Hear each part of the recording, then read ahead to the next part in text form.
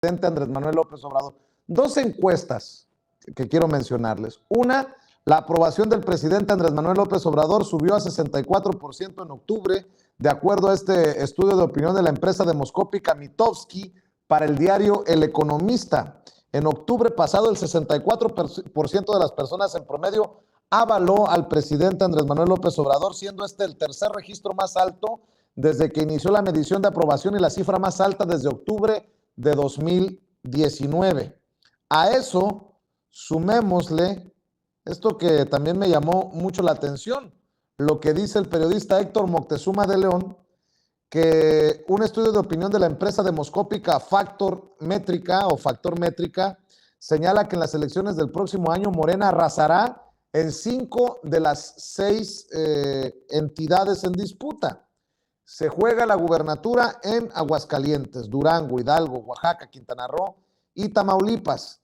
Y Morena apunta a ganar en 5 de esos estados. Solo en Aguascalientes, de acuerdo a los números actuales, la perdería porque lleva una ventaja el PAN medianamente cómoda.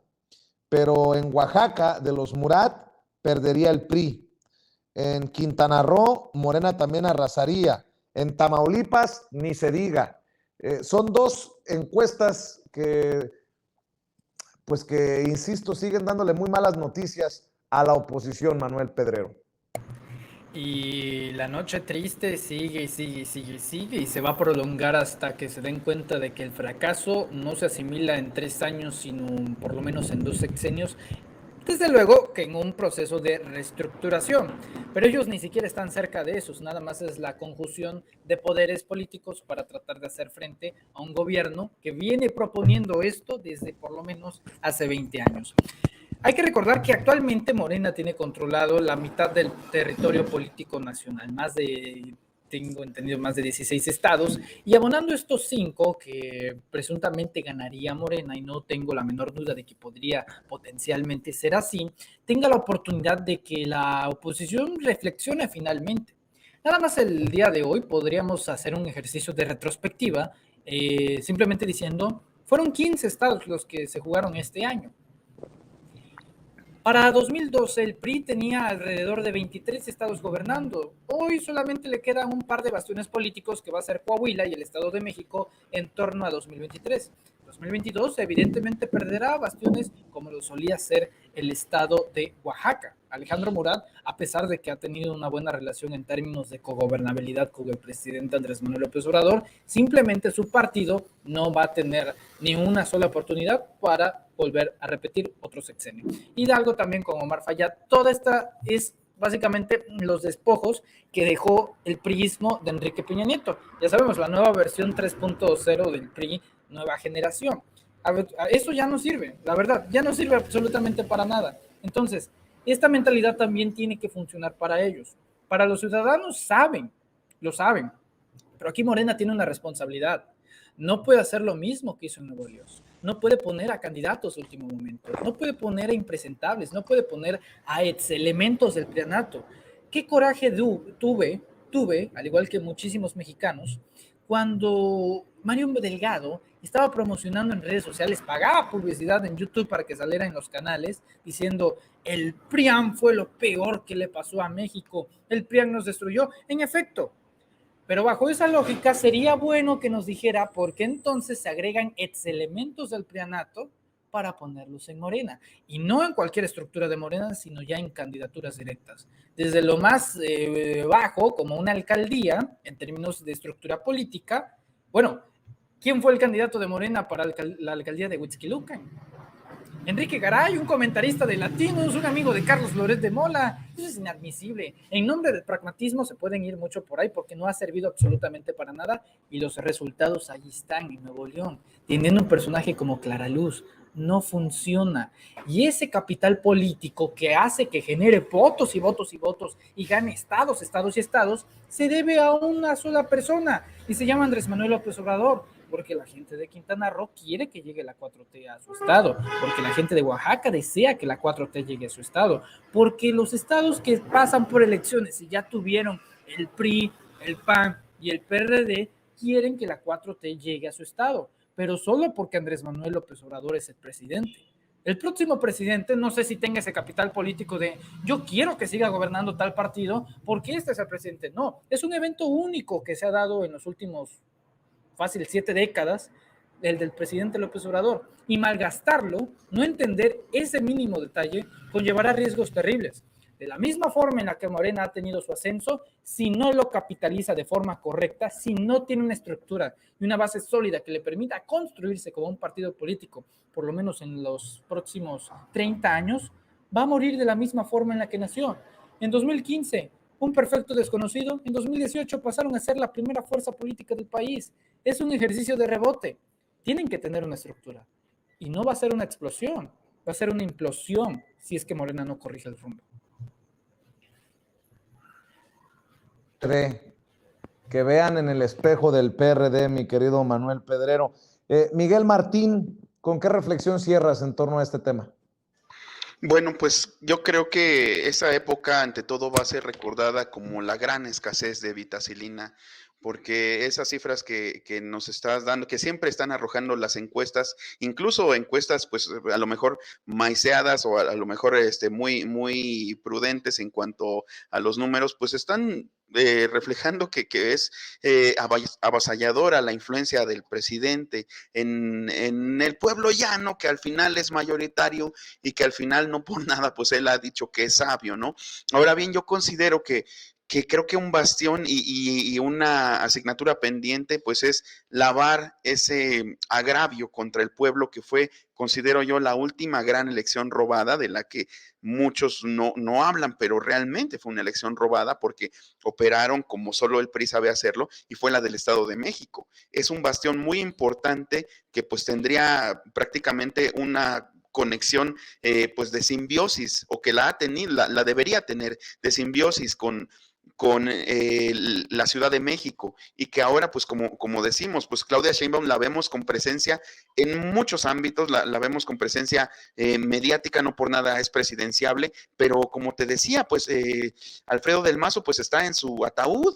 No aparece, o sea, no quiere nada porque sabe que ya ganó, sabe que probablemente pues después, a posteriori, salgan escándalos de corrupción donde él salga embarrado, y por supuesto en algún momento se tendrá que revisar a fondo cómo estuvo eso de aquella elección en la que pues salió la tarjeta rosa mágicamente, y ahora pues es un capital, un activo político que estaba usufructuando aquí en el Estado de México, pero que realmente pues la lógica, la inercia, como bien nos dice nuestro querido Manuel Pedrero, la inercia era que pues uno de los grandes primeros triunfos o una probadita de lo que vendría después en el 18 era que ganara la maestra Delfina Gómez. Sin embargo, esa fue una elección robada, con las peores prácticas del PRI, que operó de maneras muy pues como ya lo conocemos, por ejemplo, en Chimalhuacán, en el municipio de Chimalhuacán, pues sacando a palos a la gente de Morena que iba a entregar información, haciendo que operaran esos grupos de choque. Entonces, pues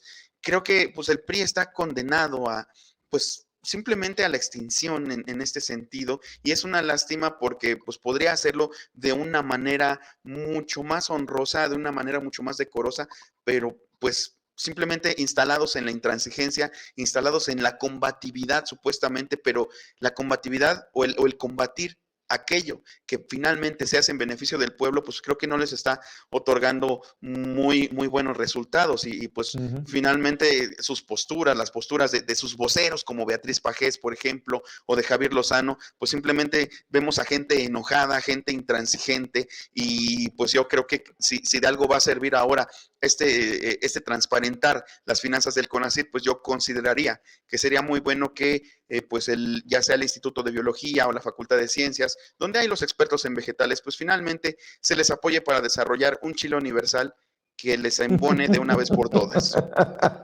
Ay, Miguel Martín, ¿por qué no cerramos invitando a la gente para que te apoye en tus trincheras, querido Miguel Martín? Claro que sí, querido Vicente, muchas gracias. Pues como siempre los invito a suscribirse a mi canal de YouTube, Al Aire con Miguel Martín. Esta semana ha sido pues muy provechosa, me siento privilegiado. Estoy ahorita en una mesa con Manuel Pedrero y Vicente Serrano.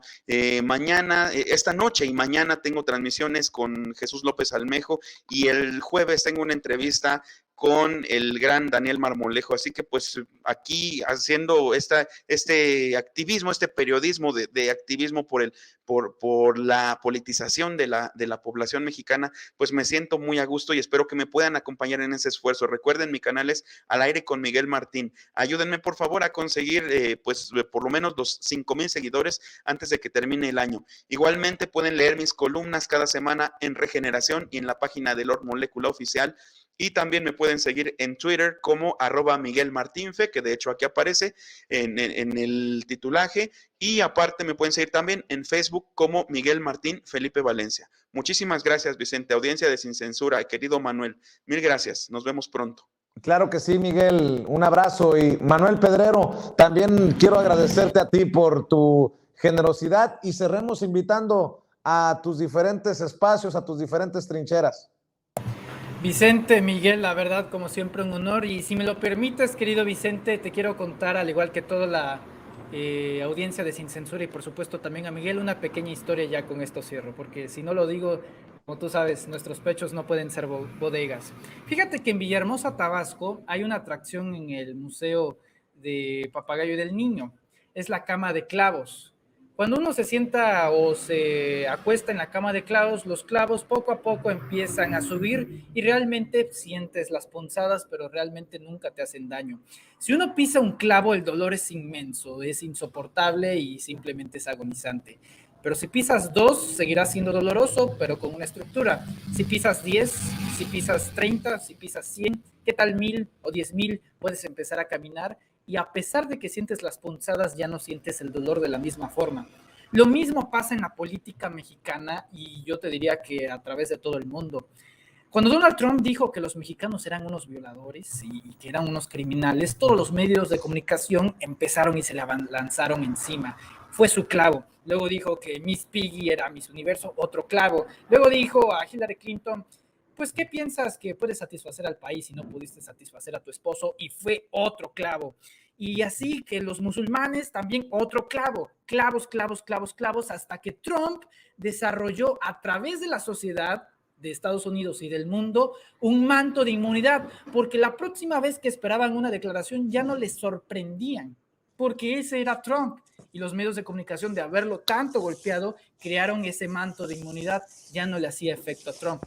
Creo que lo mismo puede pasar con Samuel García, querido Vicente. Tanto estarle dando cobertura a Samuel García en cosas que realmente no pueden ser de trascendencia para el pueblo de Nuevo León o incluso para el campesino de Oaxaca o el inmigrante de Chiapas, puede tener el mismo efecto. Sí, puede ser un clavo que ande su esposa ahí cortándose el cabello. Sí, puede ser un clavo estarse disfrazando de Buzz Lightyear, pero eso es lo que quiere que nosotros hagamos. Entonces, será decisión de cada quien de nosotros si le quitamos ese clavo o si sigue creando ese manto de inmunidad que terminará siendo una proyección muy importante para 2024. Yo con eso quería cerrar, querido Vicente. Y pues nada, nos pueden seguir en YouTube como Manuel Pedrero y aquí nos estaremos viendo en Sin Censura. Claro que sí, Manuel. Te mando un abrazo. Miguel Martín, Manuel, un abrazo y que descansen. Buenas noches. Buenas noches. Gracias.